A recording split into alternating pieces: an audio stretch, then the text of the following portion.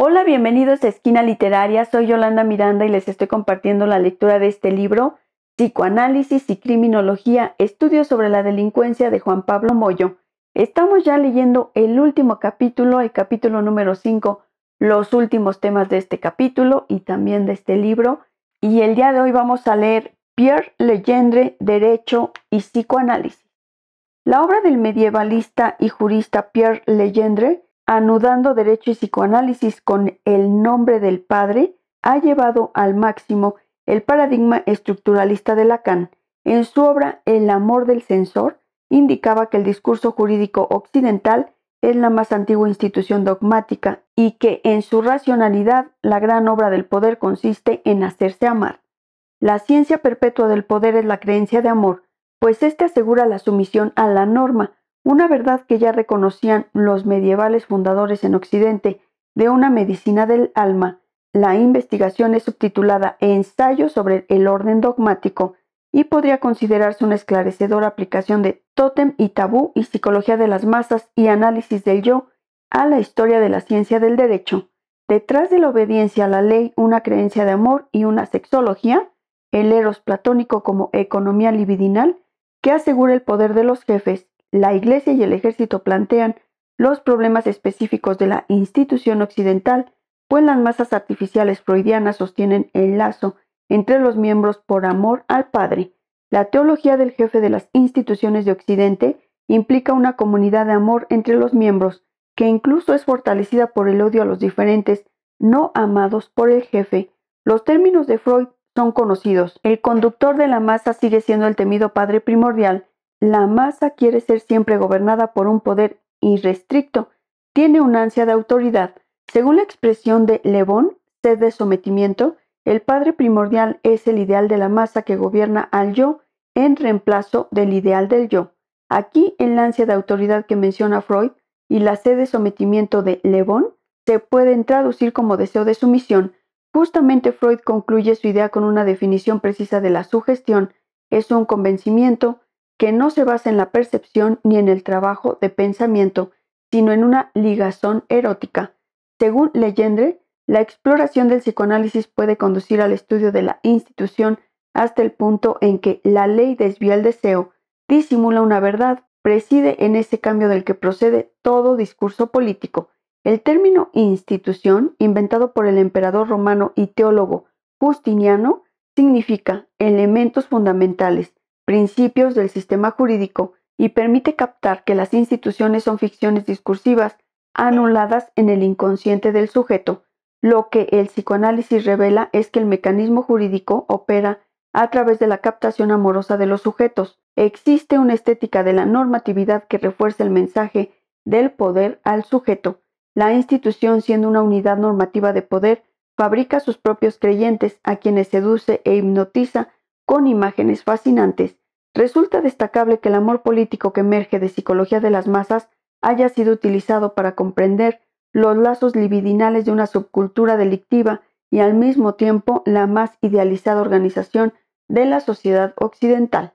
Ahora bien, en la indagación por las raíces del dogmatismo occidental, Legendre localiza un saber y un nudo primitivo que constituye el andamiaje de las leyes subsumidas bajo una sola noción de ley. Desde el medievo y la hegemonía del discurso canónico, se distinguen dos saberes sobre la censura, el teológico y el político, cuya matriz corresponde al pontífice romano y al emperador romano, y la tensión entre leyes divinas y leyes humanas. De este modo, a pesar de la distinción entre derecho romano y derecho canónico, el soberano pontífice es un doble del emperador romano. El pontífice representa al ausente, no inventa estrictamente nada y es un intérprete, aunque, como indica el aforismo omnia scrinia babet impectore, él tiene todos los archivos en su pecho.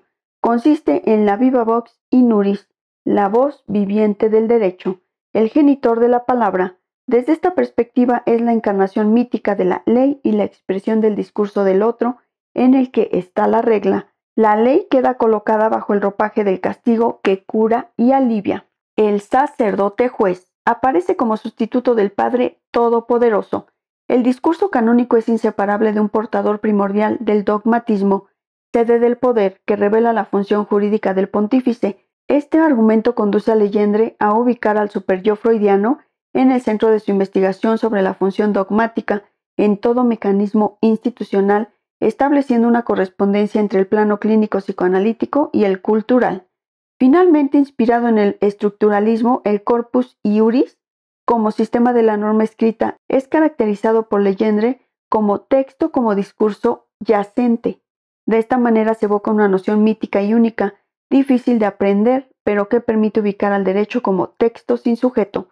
Correlativamente, la ley está en el centro de la cuestión, pues se impone como lazo y como lectura. Lex es a la vez leer y elegir. El derecho o la institución nunca es la palabra de un sujeto, por el contrario, es lo que manipula el deseo inconsciente del sujeto, ya que acumula, construye y perpetúa normas escritas que el jurista interpreta desde el lugar de la autoridad y la razón para domesticar a la humanidad. Dentro de este marco teórico, el inconsciente resulta eminentemente dogmático. El inestimable objeto de la transición continúa este basamento antropológico que unifica a Freud con Levi-Strauss al proponer una continuidad válida entre el orden jurídico y la constitución subjetiva, derecho y psicoanálisis, haciendo del padre un principio universal para Occidente. El orden binario de las clasificaciones y las estructuras elementales del parentesco se basa en un juego de pares de oposición que dependen de una instancia tercera. En otros términos, para sostener el edificio simbólico, se necesita un lugar lógico que es la ley con mayúsculas y que proviene de un lugar mítico, presentificada por un nombre.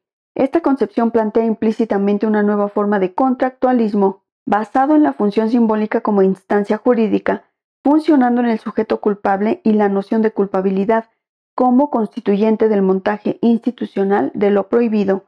El andamiaje estructural de la razón gobierna a su vez lo institucional propiamente social y lo institucional subjetivo. A la simple pregunta sobre la función de la ley, un lema de Marciano, jurista clásico del siglo III, da la respuesta vitam instituire, es decir, instituir la vida. Las leyes sirven para hacernos vivir y acceder al mundo. Instituir es al mismo tiempo instituir la prohibición, el deseo y la vida humana. Hay un nacimiento en el lenguaje que constituye lo humano propiamente dicho. No solo se nace biológicamente, sino también en virtud de la institución social del nacimiento. Este segundo nacimiento se inscribe en una dimensión jurídica de la vida, teniendo en cuenta que las construcciones jurídicas desbordan la pura instrumentalidad que se les pretende atribuir. La ley para los occidentales es el discurso de la verdad resplandeciente que el sistema romano produjo y reprodujo epifánticamente. Según el vocabulario jurídico y la etimología del latín, los antecesores, antepasados, son los que preceden, aunque esto comporta no solo un nivel, es decir, el familiar del que procede un sujeto, sino otro con relación a la referencia como instancia lógica indispensable. Asimismo, la ligadura, término que Legendre toma de la Biblia, significa la articulación de todos los lugares genealógicos con la referencia absoluta. La filiación implica una permutación simbólica cuya apuesta es el intercambio del lugar del hijo con el del padre, que supone una pérdida subjetiva como exigencia genealógica. En términos freudianos, el asesinato del padre. El niño hace nacer a sus padres y los remite a su propia cuestión genealógica en el momento preciso en que la permutación simbólica debe operar.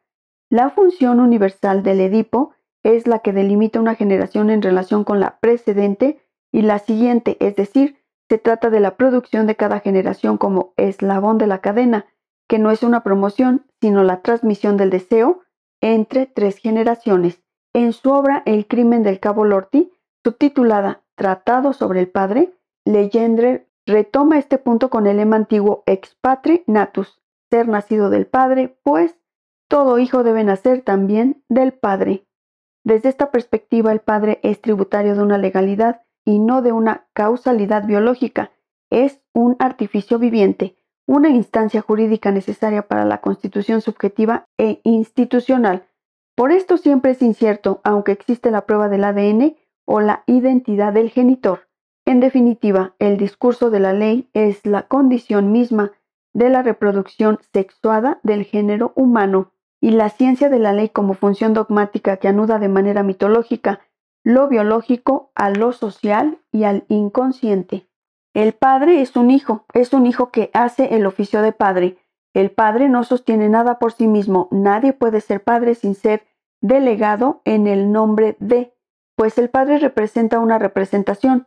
Un padre identificado a la referencia y a la ley con mayúsculas no hace el acto de donar una carretera principal para su hijo. De este padre no se puede nacer subjetivamente como hijo, se adviene al mundo como no hijo. Un padre es un hijo que subjetivamente está inmerso en la tarea de conquistar la condición de padre en beneficio de su propio hijo, porque cuando un hombre se convierte en padre, no está subjetivamente en un automático de padre frente al recién nacido, sino que debe conquistar ese lugar, renunciando a su condición de hijo, para cederla a su propio hijo. En efecto, la paternidad puede escindirse en dos funciones, por un lado la reproducción genital y por el otro la política de la paternidad como función identificadora en el niño. Como también lo pensaba inicialmente Lacan, los padres son personas, pero el nombre del padre es un concepto y una función lógica.